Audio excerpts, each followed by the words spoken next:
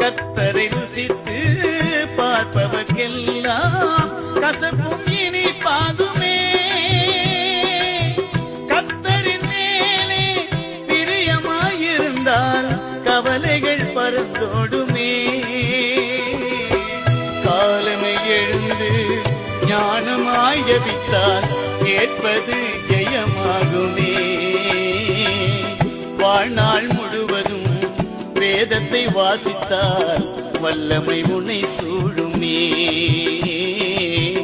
வல்லமை உன்னை சூழுமே.